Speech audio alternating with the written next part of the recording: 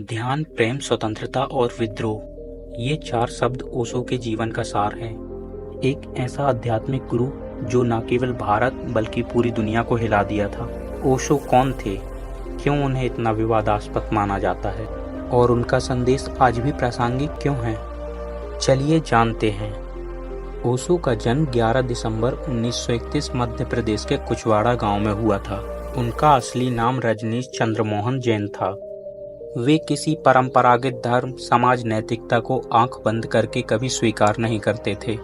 उनकी अध्ययनशीलता असाधारण थी। वे सैकड़ों किताब पढ़ते, तर्क करते और शास्त्रों को चुनौती देते।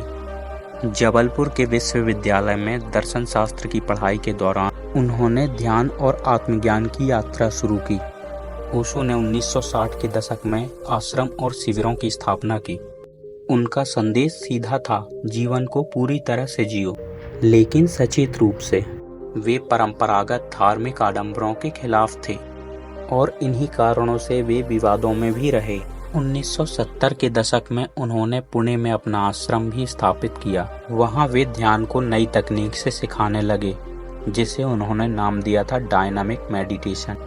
यह तकनीक परंपरागत ध्यान से बिल्कुल अलग थी। इसमें श्वास, नृत्य, हंसी और रोने के माध्यम से गहराई में पहुंचा जाता था। लेकिन उनकी खुली विचारधारा, मुक्त प्रेम पर दिए गए भाषणों में उन्हें विवादों पर डाल दिया। समाज का एक बड़ा हिस्सा उन्हें नास्तिक और अराजकतावादी मानने लगा। 1981 में जब ओशो अमेरिका गए, उन्होंने रजनीशपुरम नाम का आश्रम स्थापित किया, तो उनसे हजारों की तादाद में अमेरिका में उनके अनुयायी उनसे जुड़ने लगे। उनका यह नया समाज अमेरिकी सरकार के लिए चिंता का विषय बन गया। 1985 में ओशो को गिरफ्तार कर लिया गया और उन्हें कई आरोपों में फंसाया गया।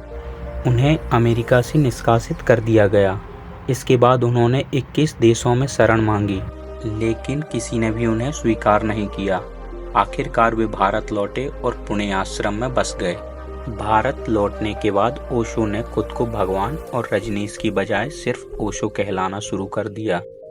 19 जनवरी 1990 को पुणे में उनका देहांत हो गया, लेकिन उनका संदेश, उनकी किताबें और उनके प्रवचन आज भी करोड़ों लोगों को प्रेरित करते हैं।